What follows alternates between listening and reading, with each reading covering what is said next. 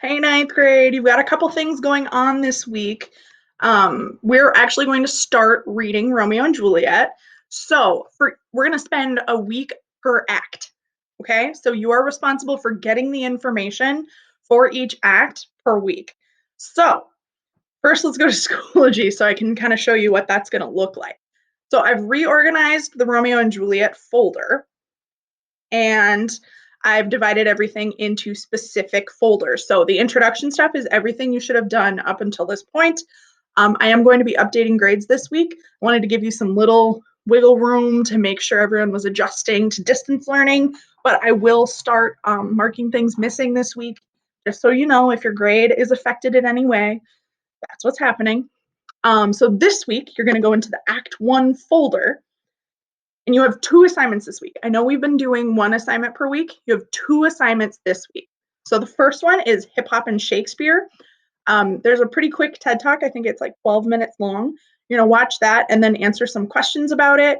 This is just a rapper from London who talks about how Shakespeare is so similar to modern day rap, and he gives those explanations.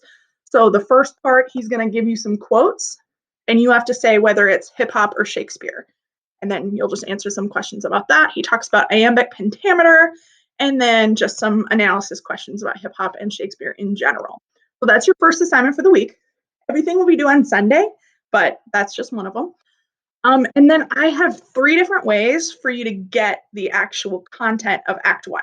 So the first one, I would recommend looking at all 3, but if you find one that you really like, that's fine, go with that. So Act 1, I'll show you what that looks like.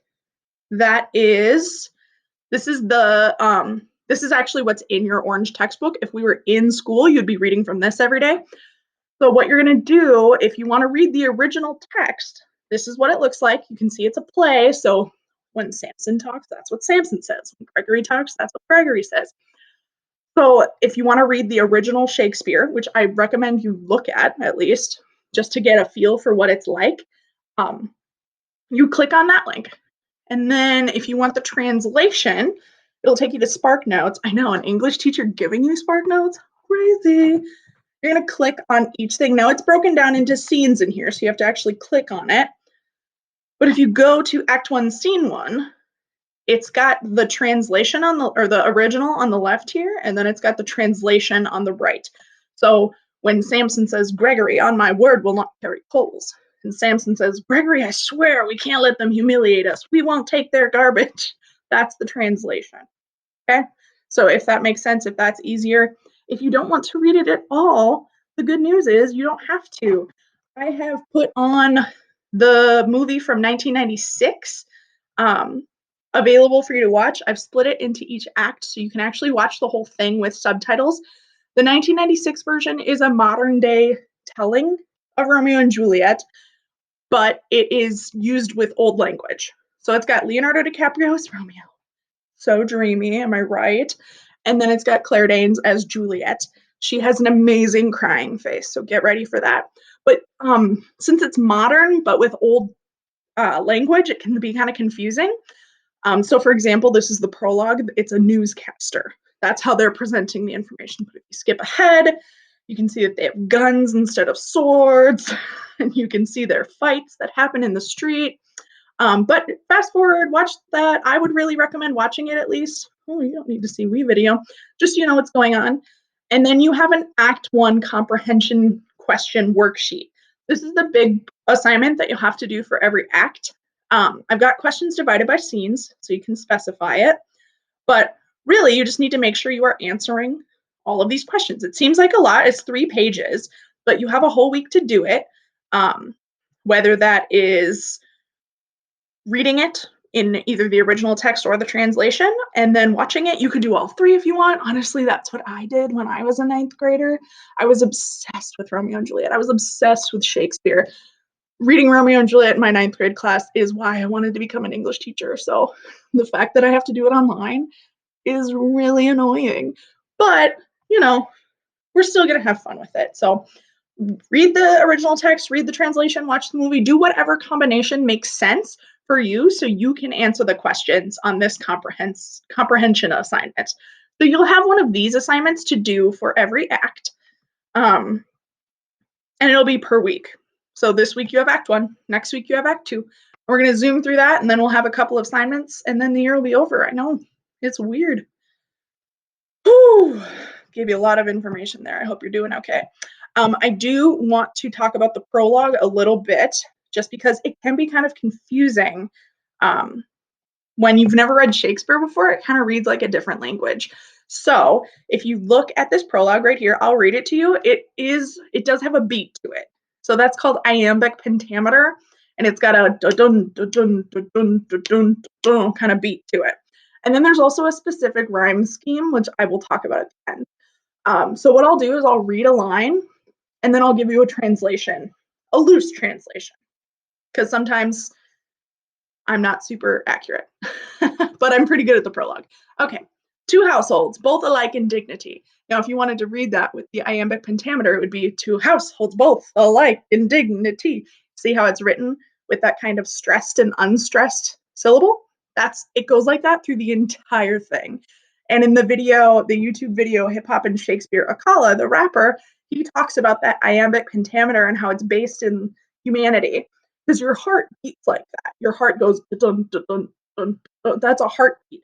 So people will often write lyrics and poems in iambic pentameter just because it's natural to humans. Crazy, right? Okay, 2 households, both alike in dignity. What does that mean? 2 families, both rich. Boom. In fair Verona, where we lay our scene. It's set in Verona. Verona's in Italy. From ancient grudge break to new mutiny.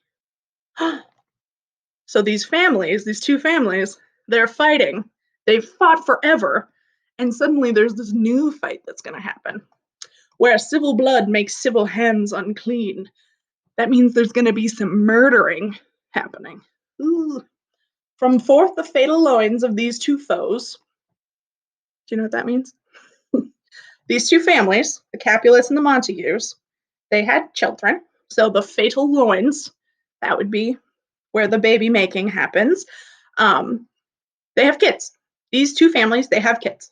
The next line, a pair of star-crossed lovers take their life. A couple that shouldn't be together but they're star-crossed, they take their life. So, spoiler alert, they kill themselves. Ooh, I'm so sorry. It's the way it's done in the movie and in the play is super dramatic. And keep in mind, these are teenagers. Yeah, Juliet, I think, is 13 years old. Romeo is 18 years old. So it's really dramatic. I don't really think anyone's actually in love, but that's what they're saying. Whose misadventured piteous overthrows do with their death bury their parents' strife. So their misadventured piteous overthrows. So their struggle as a couple together buries their parents' strife. So the fact that they die, their parents no longer fight. The play ends, and the Capulets and the Montagues agree that they are going to be okay with each other because the fact that they were fighting for so long resulted in the death of their children. So they decide to, oh, a bus is going by. Weird. Sorry. So the families no longer fight after the play is over because they feel so bad that their children died. The fearful passage of their death-marked love, so that's the play as a whole, their love is death-marked. That means that death is coming. There is no way that their love could be happy or successful. And the continuance of their parents' rage, so because their parents keep getting mad, which but their children's end not could remove, the parents will not be mad or will continue to be mad unless the kids die, their children's end. Sorry that this is so confusing. I'm trying to go through it quickly. Ooh, is now the 2 hours traffic of our stage. You guessed it, the play is 2 hours long. The which if you with patient ears attend, what here shall miss, our toil shall strive to mend. So that if you listen to this play, you might be able to know that treating other families with respect, even if you have those grudges from so long, can result in happiness. Because if you keep those grudges and you hold your enemies so far away from your heart, you can cause more problems rather than just forgiveness. So that's the moral. That's what they're trying to say. I'll read it one more time just without the explanations, but I did want you to have those explanations. See if you can catch the rhyme scheme. All right, two households, both alike in dignity, in fair Verona where we lay our scene.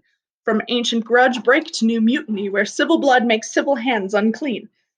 From forth the fatal loins of these two foes, a pair of star-crossed lovers take their life, whose misadventured piteous overthrows do with their death bury their parents' strife. The fearful passage of their death-marked love, and the continuance of their parents' rage, which but their children's end not could remove, is now the 2 hours' traffic of our stage, the which if you with patient ears attend, what here shall miss, our toil shall strive to mend. Good job, Miss Malay. Sorry, it's weird not having an audience when I'm teaching. So if you caught the rhyme scheme, it goes every other rhymes. So A, B, C, D, C, D, E, F, and then it ends in a couplet, which is G, G. All of Shakespeare's sonnets follow that exact rhyme scheme. They are all written in iambic pentameter, so they all have that da da da da da da da da vibe throughout it. And they also have that same rhyme scheme of A B A B C D C D E F E F G G. Is that crazy? We'll talk more about sonnets. You'll actually be writing your own sonnet at some point, but for this week, just enjoy Act 1 of Romeo and Juliet. Let me know if you have any questions. And I miss you guys. I'm happy you're still in 9th grade, so I can actually, get to see you hopefully next year. I miss you. Hope you have a good week. Okay, bye.